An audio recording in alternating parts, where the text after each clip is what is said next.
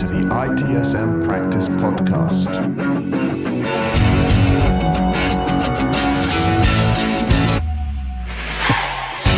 Welcome back to the ITSM Practice Podcast. I'm Luigi Ferri, your host, and today we are going to explore something that goes beyond certifications and frameworks.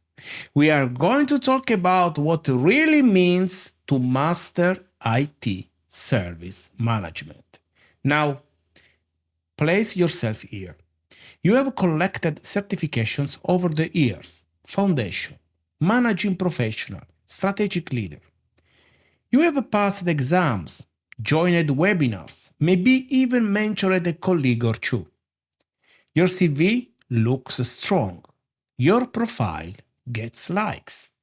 But one quiet morning, while updating your LinkedIn banner, a question interrupts the routine. Am I just qualified? Or have I actually mastered what I do? That's the question behind today's episode. We are in a period of deep change.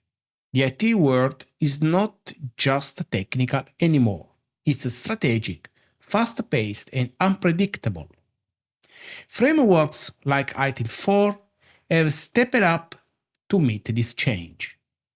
They are no longer about just handling incidents or cataloging services.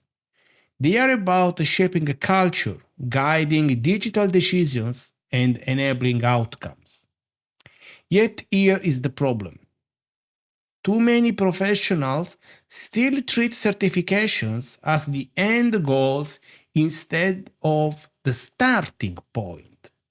So let me ask you, can a title like managing professional still matter if it has not improved how your team works every day?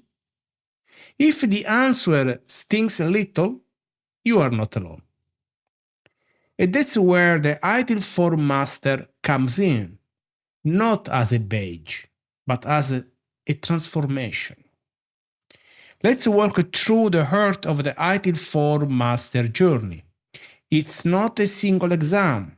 You must complete 3 full designations: managing professional for operations, strategic leader for business direction, and practice manager for practical application.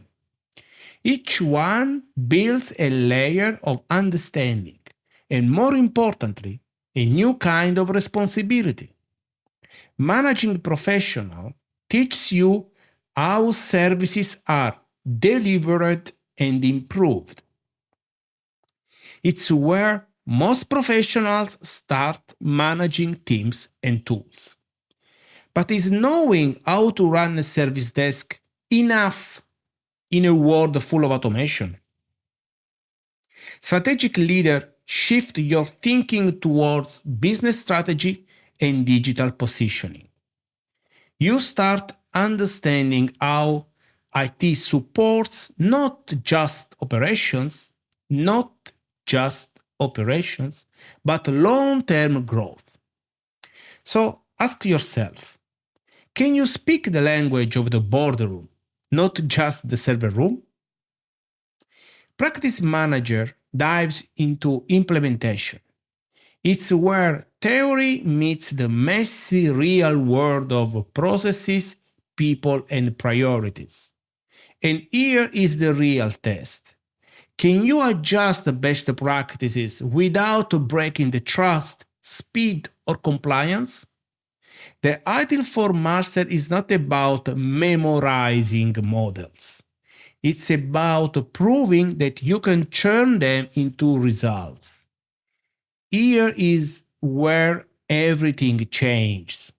This journey transforms you from executor to architect, from someone who follows guidelines to someone who shapes them. You stop asking, how do I apply this process? And start asking, what does this organization need? And how can I design service around that? You become the person others turn to when they need clarity, not just on process, but on direction. That's the real mastery. And perhaps the better question is, are you ready to become that kind of leader, not just in role, but in mindset? But let's not romanticize it. The road to ITIL for master is long, and it demands more than study.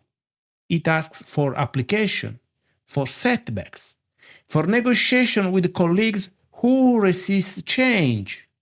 It requires you to deal with contradictions, security versus speed, innovation versus stability, automation versus empathy.